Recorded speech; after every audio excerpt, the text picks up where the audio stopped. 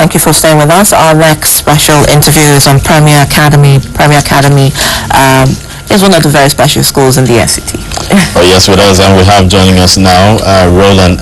He is a principal, Premier Academy, Lugbe, Abuja. Good to have you here with us. Good morning, thank you. Also joining us is Mrs. Fawehinmi. She is lead director, Premier Academy, Abuja. Welcome. Thank you very much. And I'll say Happy International Women's Day. All right, let's start with the principal. How worried are you when you hear the numbers who go to seek education outside Nigeria, even at the high school level? I wouldn't say I'm worried. I think it's an opportunity that should be available to everybody, and I don't see the fact that people go out to seek education outside necessarily as a problem. But what I do think is that we should make our education system here in Nigeria attractive enough so that if people decide ultimately not to go abroad, they still have a good quality education system here that can provide equal opportunities for all of them, and the kind of platform that will enable them to compete on a level playing field anywhere in the world when and if they decide to venture outside. For those who travel because they feel there is not enough quality education available in the country, as the principal of Premier Academy, what would you say to them?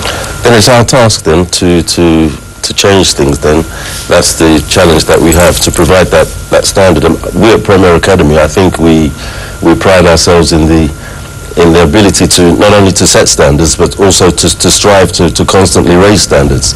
We are very reluctant to rest on our laurels and think that we've arrived. I think that would be very dangerous. So it's a question of, like I said, setting the standards, raising the bar, and constantly challenging ourselves to do better. All right, Mrs. Fawehinmi, let's look at the attributes of Premier in itself. Setting the standard is one thing, but people want to know, what are those standards? Okay, first of all, discipline. It's major. Discipline begins from waking up early in the morning, being able to get yourself to go to work at the right time. So punctuality is very important. So part of discipline, getting to do things that you're supposed to do at the right time, complying with what the law says, because you're going to become a citizen of the nation, and that's where it starts. At such an early age, cut them young, give them what they need to do in the future, and then they live with it and they grow up with it. They become good citizens of the nation, and we have less problems as they grow older and have their own generation coming up. So, all right, Rowland, how has Premier Academy been able to satisfy the needs, educational needs of parents who've brought their children to your school in the past 10 years? Well, first of all, I think it's engaging in that dialogue with the parents to know exactly what they want. So at the end of the day, they are major stakeholders in the whole process. So in order to know what they want, we need to engage in a dialogue with them, and then it's to actually roll out the program in the way and constantly refer back to them to see. We report back to them. It's constantly reporting. It's constantly monitoring student progress, and we have quite a strong and vibrant PTA, which also acts as a barometer, if you like, of how we're doing. So I think it's engaging in that two-way, that bi-directional engagements, really. Tell us about the curriculum of the school as well, because I think that's also a very major barometer people look at. I know there's a curriculum provided nationally for secondary school and the rest, but how do you internalize that, and how does that bring the best out of the students from Premier Academy? Okay, first and foremost, Premier Academy is an international school. So what we've been able to achieve, and we're still actually refining the process, is to run a parallel hybrid curriculum based on the standard, the national Nigerian curriculum, but also offering elements of the British curriculum as well, which again, I'd like to refer back to your original question about those who wish to travel outside of the country. What that does is then it provides an opportunity for those who are so inclined to travel abroad. They can actually go abroad. Many of our students, I think our benchmark, what we're very proud of, is that after the process, many of our students have been able to attend prestigious institutions in the USA, in the UK, in Canada, and even further afield, as far afield as Australia even. So I think, and it's all down to the kind of curriculum that you offer.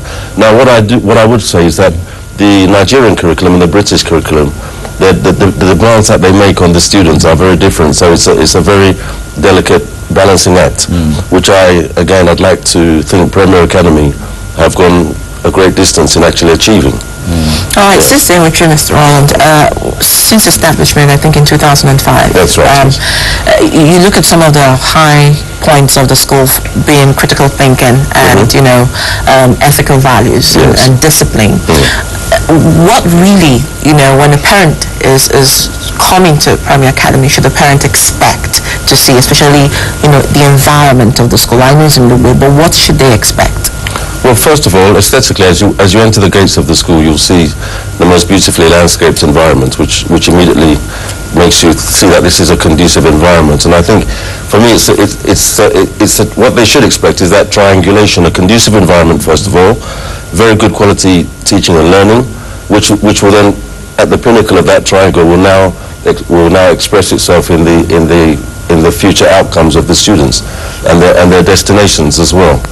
And what also they should expect is that what we give back to them is the whole child, spiritually, morally, culturally, and socially. You should be able to interact, as I said before, compete on a level playing field. You should be able to go out there and engage and fit into society in a way that anybody would be proud of.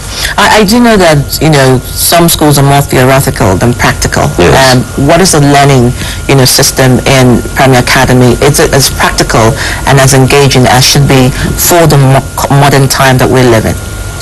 Again, I think it's a process. It's a case of, we have the standards, as I mentioned before.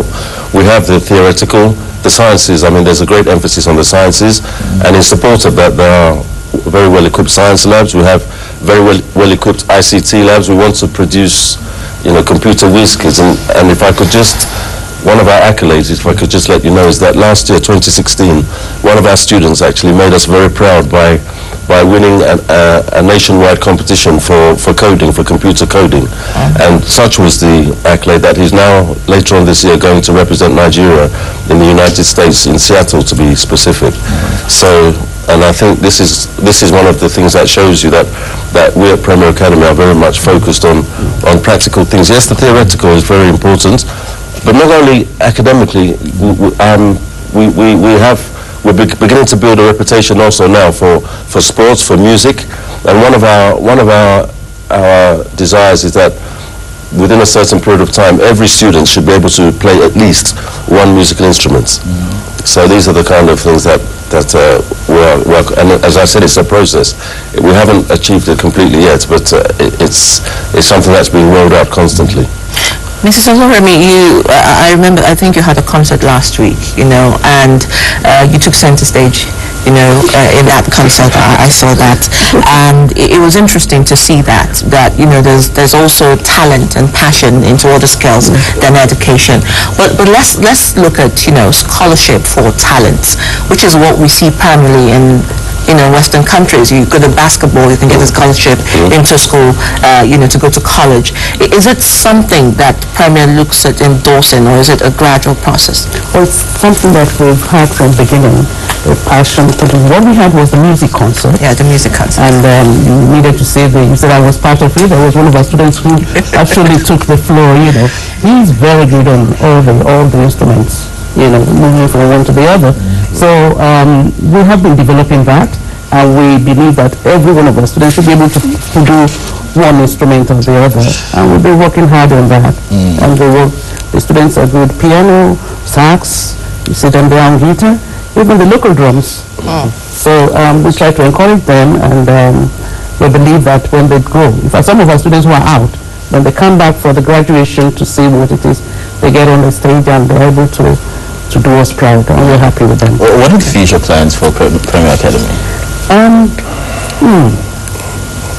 The whole system of education itself is there's nothing static. Nothing is static. So we will be moving with the times. We'll be moving with development, science developments, as it were. So like he said, we want the total child. We don't want our children to go out and not be able to mix with the other children or be laggards. So we will keep developing them as the development in the educational sector comes up globally, not just within Nigeria. We build them for global citizens. Do you engage in community projects? How have you benefited the communities in where you are? I mean, because you find a lot of residential areas around that area as well. Are there interactions with the community? Yes, a lot. When we came into Lube in 2005, it was quite, we were probably the only people there then, the school, as it were. And what Lube has developed, the development came as one of the bridges that we had to make for the Lube community. And as soon as we built that bridge, it cost some millions. The development on the other end began, and the place is almost a city now. We also have the reconstruction of roads around us. We make the people, we reconstructed the road and we maintain the road regularly. Because when the rains come, the erosion there, so we take it up. And also we have the students, the schools around us. When our students go home, they are privileged children. They probably leave their books behind. They don't want to carry any loads when they're graduating. So we pick all those books, put them together, and we give to the secondary schools around us. There is a government secondary school that we also took on last year, and we gave them whiteboards for all the classrooms and their science laboratories.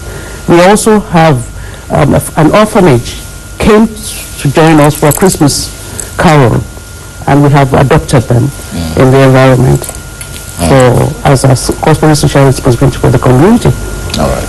Interesting. Rowland, you tell us about the admission process like. I mean, the people watching now, a lot of people have been hearing of Premier Academy as well. So they want to know what's the admission process like. Well, quite simply, the admission process is, first of all, you have to acquire an admission form, which costs 10,000 naira.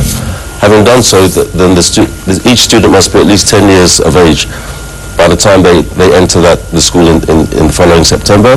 They now come in. Incidentally, we have common entrance exam days, the most recent of which is this Saturday, the 11th of March, at 9 o'clock prompt.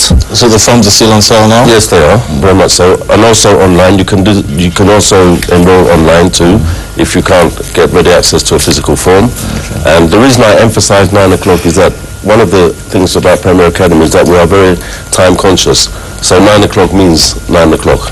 And so the students will come with their parents, will have a short presentation.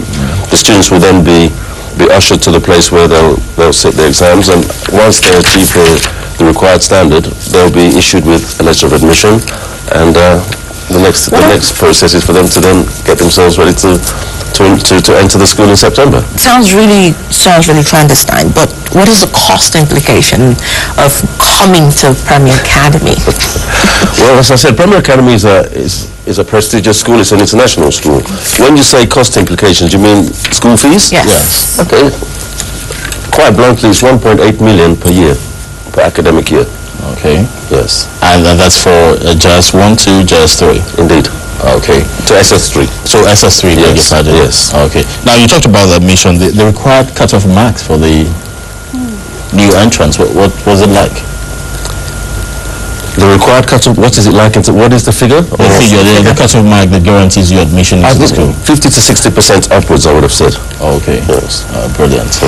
And it says here the child must be 10 years on or before September of the year admission is sought for. Indeed, yes. Okay. And let me just add that the fees should not scare anybody because of what we give to them. Yes. Okay. Yes. The feeding, the environment.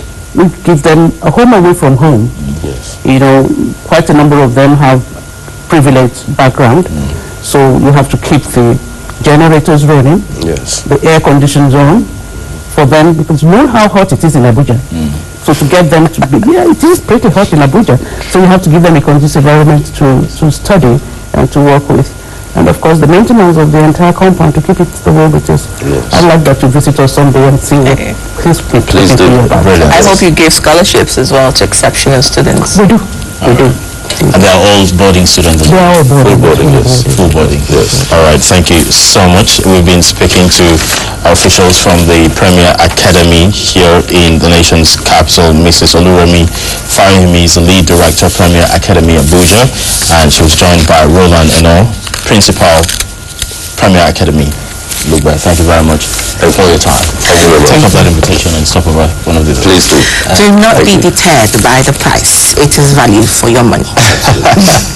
All right, coming up next is On Your Own by Muyiwa Afolabi. Do stay with us. Nigeria, a nation of 160 million people, the most populous black nation and ninth in the world. In less than a decade, about 40 million youths would be in dire need of employment. The government can definitely not meet this need. Worse still, technology is rapidly and efficiently replacing humans in the workplace. This is an emergency. Frontiers Consulting, in partnership with Dara Communications, presents Own Your Own with Muyiwa Afolabi. Learn to start, grow, manage, and